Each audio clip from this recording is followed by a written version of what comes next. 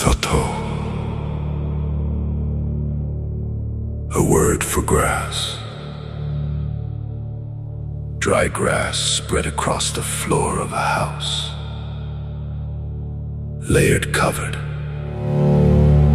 until the earth beneath could no longer be felt. But words do not remain what they seem. There was another meaning, one spoken quietly. When a great chief died, the village became still.